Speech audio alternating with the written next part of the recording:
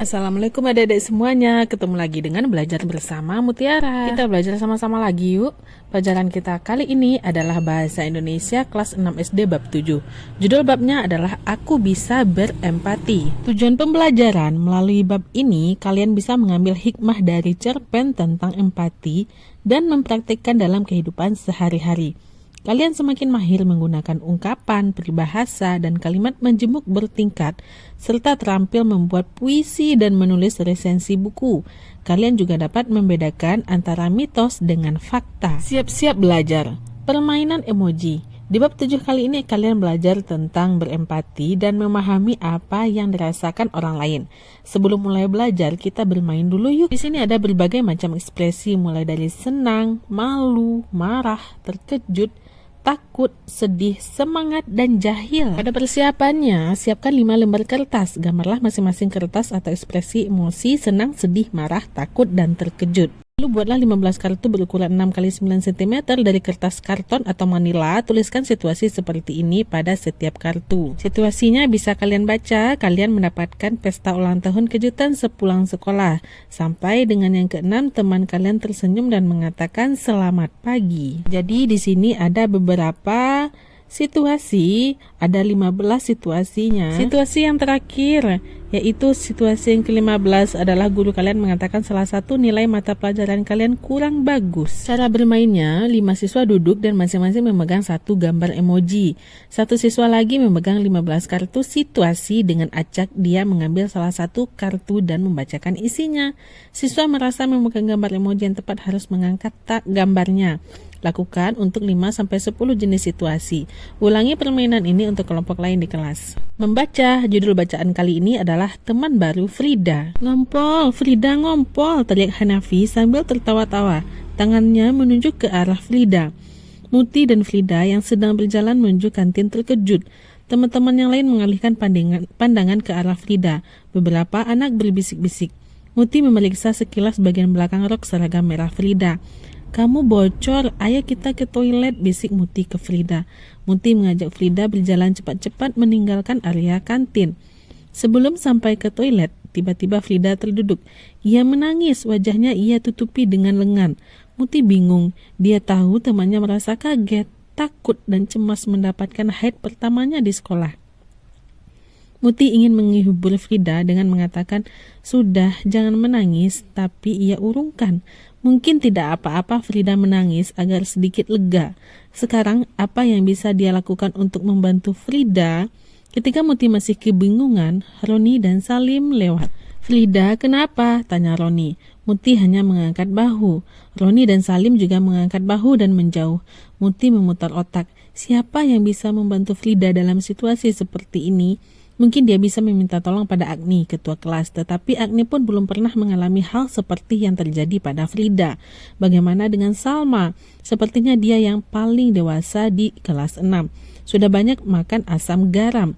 Pucuk dicinta ulam tiba. Dari kejauhan tampak Agni dan Salma berjalan menghampiri mereka. Kami tahu dari Roni, ada apa dengan Frida? Tanya Agni. Sepertinya dia mens pertama kali, jawab Muti.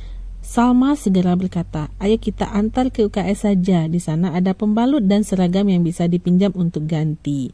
Mereka berempat menuju UKS. Salma bantu Frida mengganti rok seragam. Salma juga mengajari cara memakai pembalut. Setelah membersihkan diri dan berganti rok, Frida tampak lebih tenang. Dia tidak menangis lagi meskipun matanya masih memerah. Agni membelikan teh panas untuk Frida di kantin agar temannya itu merasa lebih nyaman. Dia juga melaporkan kejadian itu ke Bu Anita.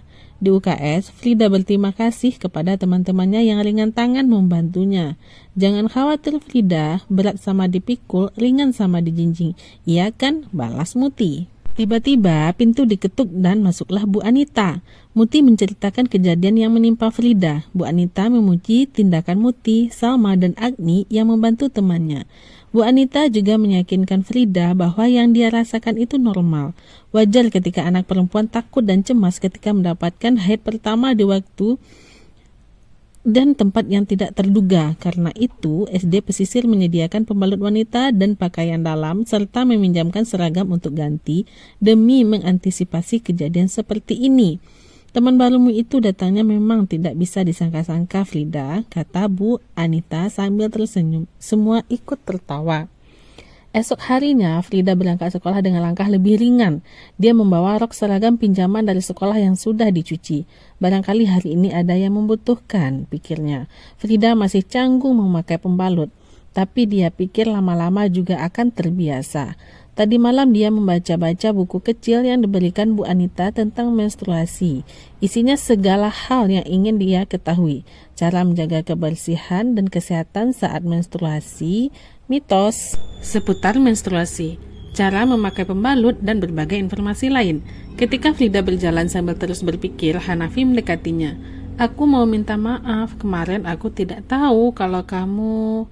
Jadi sekali lagi aku minta maaf, Frida, kata Hanafi panjang lebar. Oh iya, tidak apa-apa, aku maafkan, sahut Frida. Sebenarnya Frida masih kesal, tetapi tiada gading yang tak retak. Lebih dari itu, memaafkan teman membuatnya lebih bahagia. Memahami bacaan. Untuk menguji pemahaman kalian, jawablah pertanyaan-pertanyaan berikut. Nomor 1, mengapa Frida menangis? Frida menangis karena dia kaget, takut, dan cemas mendapatkan haid pertamanya. Nomor 2, apakah kalian pernah melihat teman yang tiba-tiba menangis di sekolah? Apa yang terjadi? Apa yang kalian lakukan pada teman tersebut? Nah, ini bisa kamu ceritakan pengalamanmu, bagaimana kamu bisa melihat temanmu yang tiba-tiba menangis, apakah yang terjadi dan apa yang kamu lakukan kepada teman tersebut. Dan jawabannya bisa berbeda antara kamu dan temanmu. Nomor 3, mengapa Hanafi terlihat senang pada awal cerita? Di awal cerita, Hanafi adalah anak yang tega mengolok-olok Frida sampai menangis. Namun di akhir cerita dia menyadari kesalahannya dan meminta maaf pada Frida. Nomor 4, apa yang dilakukan Muti saat Frida menangis? Muti membiarkan Frida menangis agar ia merasa lega. Nomor 5, mengapa Muti berpikir bahwa Salma paling dewasa di antara teman-temannya di kelas 6? Muti menganggap Salma lebih banyak pengalaman khususnya dalam masalah haid. Nomor 6, apakah menurut kalian Frida beruntung? Jelaskan pendapat kalian. Frida beruntung karena di UKS tersedia pembalut dan seragam yang bisa dipinjam untuk ganti. Nomor 7, apakah kalian sudah mendapatkan pengetahuan tentang menstruasi? Nah, ini jawabannya bisa berbeda pula. Kamu bisa ceritakan pula bagaimana kamu mengetahui pemahaman tentang menstruasi. Nomor 8, menurut kalian apakah anak laki-laki perlu mendapatkan pengetahuan tentang menstruasi? Jelaskan alasan kalian ya. Nah, sebenarnya laki-laki juga perlu mendapatkan pengetahuan tentang menstruasi agar mereka memahami apa yang dialami oleh ibu, saudara, dan teman perempuannya. Pengetahuan tentang kesehatan reproduksi ini juga penting untuk menghadapi masa pubertas. Nomor 9, menurut kalian apa saja yang harus dilakukan sekolah untuk membuat siswa perempuan tetap nyaman saat menstruasi? Nah, menurut saya, semua sekolah harus menyediakan pembalut wanita, celana dalam, dan seragam ganti. Tujuannya agar tidak ketinggalan pelajaran. Sekolah juga perlu menyediakan informasi tentang menstruasi seperti buku saku yang dibagikan untuk seluruh peserta didik, baik perempuan maupun laki-laki, agar mereka juga memahami apa yang dialami teman perempuannya dan bisa berempati. Di sini ada peta cerita. Kita disuruh mengisinya. Isilah peta cerita ini untuk memudahkan pemahaman kalian terhadap cerita. Pertama itu ada tempat. Tempatnya ada di SD Pesisir. Waktunya di jam sekolah. Untuk tokohnya ada Frida, Muti, Roni, Hanafi, dan Bu Anita, juga ada Salma. Lanjut ke bagian bawah, kita akan ceritakan kembali pada bagian awal, tengah, dan akhir. Kita pada bagian awal, rok dalam Frida bernoda merah karena ia mendapatkan haid pertamanya. Frida bingung dan sedih karena tidak mengerti hal yang dialaminya itu. Hanafi, teman laki-lakinya, juga mengejeknya. Selanjutnya ke bagian tengah, Muti dan Salma, teman Frida, membantu menenangkannya dan membawanya ke ruang UKS untuk berganti pakaian dan memakai pembalut. Pada bagian akhir, Frida bersekolah dengan tenang kembali setelah mendapatkan pengetahuan tentang menstruasi yang baru dialaminya. Hanafi juga meminta maaf setelah paham yang dialami Frida. Kosakata baru kita mulai dari menstruasi, pembalut, sampai dengan mengantisipasi. Nah, di sini kamu bisa cari artinya di kamus besar, kemudian masukkan ke dalam kotak kamus kalian. Menstruasi atau disebut juga dengan datang bulan, haid, adalah seorang wanita dewasa yang normal akan mengalami secara teratur 1 kali setiap bulan. Diskusi kali ini adalah mitos atau fakta. Mitos adalah sesuatu yang dipercaya oleh masyarakat luas meski belum terbukti kebenarannya. Kadang-kadang mitos berkaitan dengan tradisi yang sudah diyakini secara turun-temurun. Buatlah kelompok berisi 4-5 orang, kerjakan 2 latihan berikut ini bersama dengan teman, kemudian presentasikan hasilnya di depan kelas. Latihan pertama berikut ini adalah sejumlah pernyataan yang banyak beredar tentang menstruasi. Bisakah kalian membedakan apakah itu mitos dan fakta? Diskusikan dengan teman dan beri tanda centang pada kolom yang sesuai. Pertama, tidak boleh mencuci rambut ketika menstruasi. Itu mitos. Yang kedua, ketika menstruasi sebaiknya tidak berolahraga. Itu juga mitos.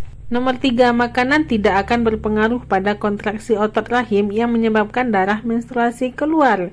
Nah, setelah kamu cari informasi, ternyata ini adalah fakta. Remaja perempuan yang sedang menstruasi tidak kotor dan tidak perlu dijauhi. Nah, itu fakta. Kita tidak perlu menjauhi teman yang sedang menstruasi. Nomor 5, minum air dingin menunda datangnya menstruasi. Itu adalah mitos karena tidak ada hubungannya air dingin dengan menstruasi. Lanjut, nomor 6, rambut dan kulit lebih berminyak ketika menstruasi. Mandi dan mencuci rambut sangat dianjurkan. Itu adalah fakta. Lanjut, menstruasi adalah darah kotor. Nah, setelah kita cari tahu itu tidak, karena darah haid bukan darah kotor dari sudut pandang medis, melainkan proses alami peluruhan dinding rahim yang tidak terjadi kehamilan. Lanjut, olahraga ringan dan peregangan dapat membantu mengurangi rasa nyeri yang dialami karena kram perut ketika menstruasi. Itu adalah fakta. Jadi kalau misalnya menstruasi dianjurkan berolahraga ringan. 9, mengompres perut bagian atas dapat mengatasi rasa nyeri saat haid. Itu adalah fakta. 10, makan nanas atau minuman bersoda dapat memperlancar menstruasi. Itu mitos karena belum ada penelitiannya. Lanjut, latihan 2. Bagaimana cara kalian mendapat informasi tentang mitos atau fakta? Di mana atau kepada siapa kalian mencari informasi yang tepat untuk topik-topik berikut ini? Diskusikan dengan teman dan isilah tabel berikut ini. Nomor 1, topiknya adalah kesehatan reproduksi. Sumber informasi terpercaya itu banyak, ada orang tua, guru, dokter, BKKBN, atau buku tentang kesehatan reproduksi yang ditulis oleh orang yang kompeten, seperti dokter, psikolog, dan lain-lain. Lalu teknologi informasi itu kita bisa cari tahu melalui orang tua, guru, atau ahli IT. Sahabatan, sumber informasinya tentu teman sebaya. Lalu hiburan, bacaan tayangan, game, dan lain-lain itu juga dari teman sebaya. Nomor 5, cita-cita, pendidikan, karir, dan masa depan itu bisa kita cari tahu melalui orang tua, guru BK, mentor, atau alumni dari sekolah yang dituju. Bahas bahasa kali ini kita belajar mengenai ungkapan dan peribahasa. Pertama, ungkapan. Ungkapan adalah gabungan beberapa kata yang mempunyai makna baru yang berbeda dari kata asalnya. Yang pertama, contoh, banting tulang artinya bekerja keras. Nomor 2, kepala batu artinya tidak mau menuruti nasihat orang lain. Contoh yang ketiga, buah tangan artinya adalah oleh-oleh. Sedangkan peribahasa adalah kelompok kata atau kalimat yang susunannya tetap, isinya berupa perumpamaan, nasihat, atau prinsip hidup. Contoh yang pertama, kalah jadi abu, menang jadi arang. Artinya, pada akhirnya yang menang dan yang kalah tidak mendapatkan apa-apa. Nomor 2, sudah jatuh tertimpa tangga, artinya mendapatkan musibah beruntun. Yang ketiga, buruk muka cermin dibelah, artinya menyalahkan orang lain ketika yang sebenarnya yang bersalah adalah dirinya sendiri. Bahas bahasa. Dalam cerita pendek Teman Baru Frida ada beberapa ungkapan dan peribahasa. Hanya dengan membaca kalimat utuhnya, bisakah kalian menebak apa artinya? Isilah tabel berikut ini. Pertama, kita ke ungkapan. Ungkapan yang pertama kita lihat itu ada ringan tangan, maknanya adalah suka menolong. Lalu memutar otak, artinya adalah berpikir. Selesai dengan ungkapan, kita masuk ke peribahasa. Pertama, pucuk dicinta ulam tiba. Artinya mendapatkan yang lebih daripada yang diharapkan. Nomor 2, berat sama dipikul, ringan sama dijinjing. Artinya senang dan susah dijalani bersama. Nomor 3, tiada gading yang tak retak. Tak ada manusia yang sempurna. Yang terakhir artinya banyak makan asam garam. Artinya sudah banyak pengalamannya. Apa ungkapan dan peribahasa favorit kalian? Pilih 3 ungkapan dan 3 peribahasa dan buatlah kalimat dengan ungkapan dan peribahasa tersebut. Di sini ada 6 kolom, kita akan isi dengan 3 ungkapan dan 3 peribahasa. Kita contohkan satu, misalnya kita pakai buah tangan. Ayah membawa buah tangan dari Bandung, yang artinya adalah oleh-oleh.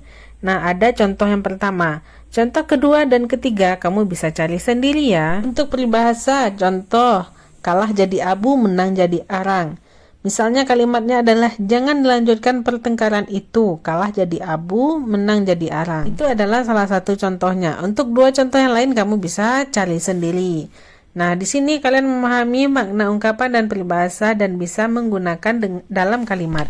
Saatnya berdiskusi, berdiskusinya bermain peran menunjukkan empati.